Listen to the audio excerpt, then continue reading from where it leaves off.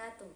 Perkenalkan, saya Sandri Karisma Ramadhani dari Program Studi Pendidikan Agama Islam Fakultas Ilmu Tarbiyah dan Keguruan. Saya akan menyampaikan sosialisasi tentang protokol kesehatan 5M dan pentingnya vaksinasi. Tonton video selanjutnya ya. Berikutnya kita akan pantau data terkini persebaran corona di Indonesia. Hingga sore, kasus COVID-19 di Indonesia bertambah 1.877 orang menjadi lebih dari 155.000 orang. Sementara 111.000 lebih orang dinyatakan sembuh dan yang meninggal mencapai 6.759 orang. Jadi mari sayangi orang-orang terkasih kita dengan tidak berhenti menerapkan protokol kesehatan COVID-19 untuk mencegah penyebaran virus ini. Pandemi COVID-19 masih menyerang penduduk dunia. Salah satunya penduduk di Indonesia. COVID-19 di Indonesia dari hari ke hari semakin meningkat, membuat seluruh masyarakat merasa prihatin. Pasalnya, upaya pemerintah untuk menanggulangi pandemi dan proses pemulihan ekonomi kembali terganggu. Namun saat ini, pemerintah berupaya untuk mengalahkan penyebaran dan penularan COVID-19 di Indonesia. Salah satunya dengan cara menerapkan protokol kesehatan 5M. Sudah tahu apa saja protokol 5M yang digalakkan untuk menangani pencegahan COVID-19? Yuk simak selanjutnya.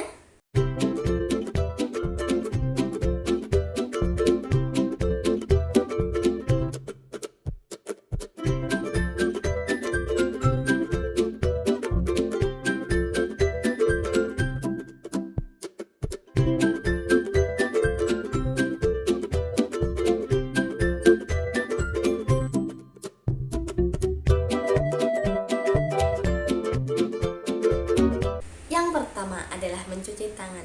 Rutin mencuci tangan hingga bersih adalah bentuk salah satu protokol kesehatan yang sangat efektif. Untuk hasil yang maksimal, cuci tanganlah selama 20 detik, terutama saat sebelum makan, setelah memegang benda, dari kamar mandi, dan sebagainya.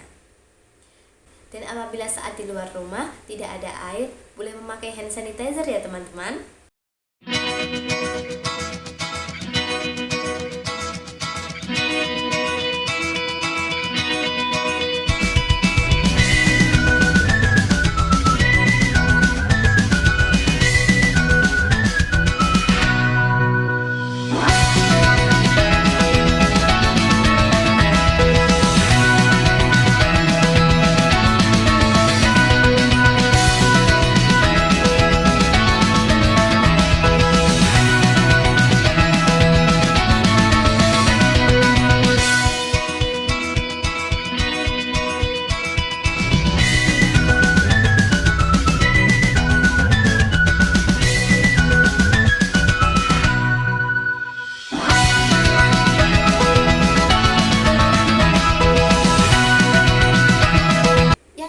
Memakai masker.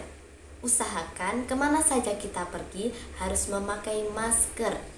Meskipun kita tidak dalam keadaan sakit ya teman-teman, itu merupakan salah satu upaya kita untuk mencegah penularan COVID-19. Dan juga menjaga jarak. Yang ketiga, menjaga jarak. Protokol kesehatan yang dapat kita patuhi selain memakai masker dan mencuci tangan, yaitu menjaga jarak minimal 1 meter dari orang-orang yang ada di sekeliling kita. Utamakan hindari orang yang kelihatannya sakit seperti batuk, bersin-bersin dan lain sebagainya.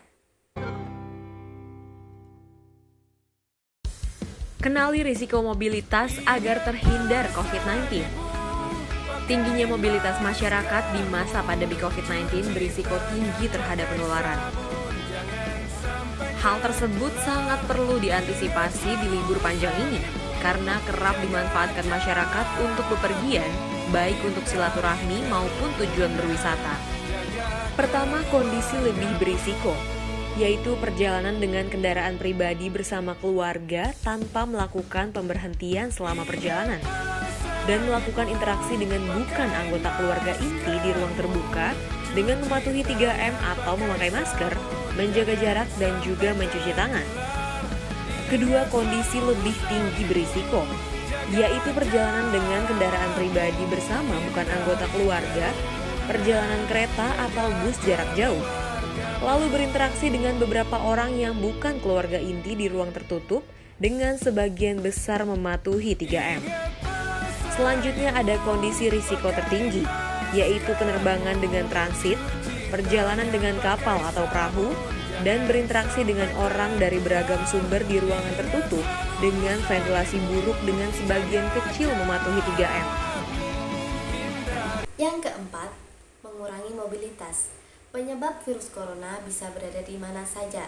Semakin kita banyak berada di rumah, maka kita dapat mengurangi penularan COVID-19 di luaran rumah. Oleh karena itu, bila tidak ada keperluan yang mendesak, maka tetaplah di rumah saja.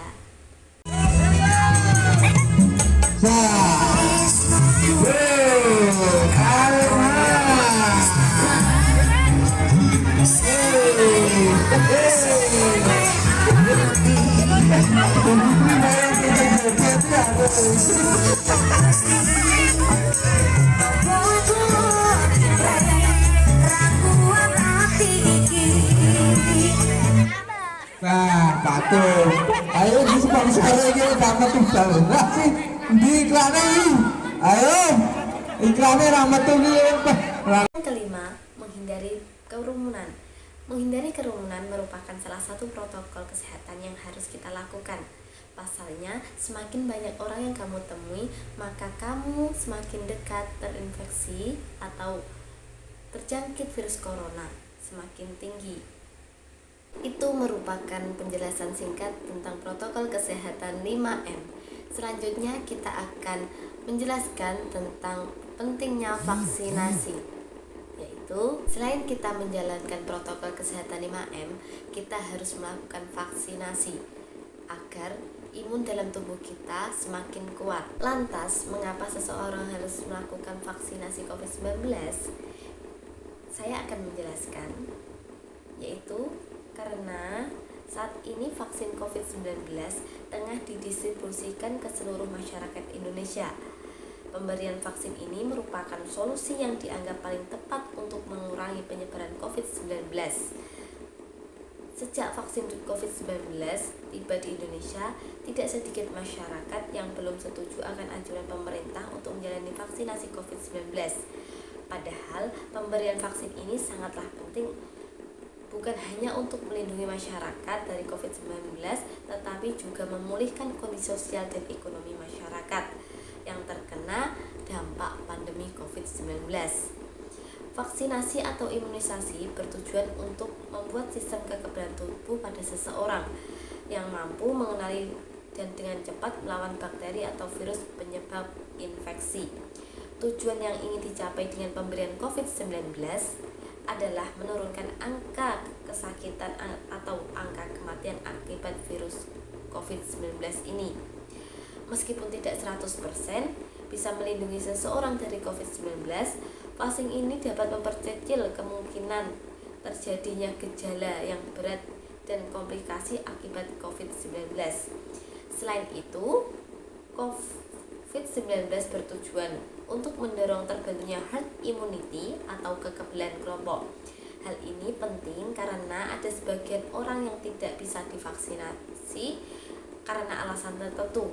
Contohnya seperti orang yang memiliki penyakit dalam, contohnya orang memiliki diabetes, keluhan diabetes, jantung, paru-paru, sesak, dan lain sebagainya. Orang yang tidak dianjurkan untuk menerima vaksin atau tidak menjadi prioritas untuk vaksin COVID-19 antara lain adalah anak-anak atau remaja yang umurnya kurang dari 18 tahun dan orang yang memiliki sakit dalam. Jadi, dengan mendapat vaksin COVID-19, kita tidak hanya melindungi diri sendiri, tetapi juga melindungi orang lain agar kekebalan mereka dan kekebalan kita sangat kuat. Harapan kita semua, vaksin COVID-19 diharapkan bisa menjadi solusi untuk menyudahi pandemi yang telah memakan banyak korban di negara kita dan melumpuhkan aktivitas masyarakat, dan partisipasi kita dalam program vaksinasi ini dapat membantu pemulihan kondisi negara kita. Mari sukseskan program vaksinasi COVID-19 yang diberikan gratis oleh pemerintah untuk seluruh rakyat Indonesia. Cukup sekian yang dapat saya sampaikan. Bila ada kurangnya saya mohon maaf yang sebesar-besarnya. Tetap jaga kesehatan dan tetap patuhi protokol kesehatan untuk menuju Indonesia yang tangguh. Wallahul muwaffiq ila aqwamit thoriq. Assalamualaikum warahmatullahi wabarakatuh.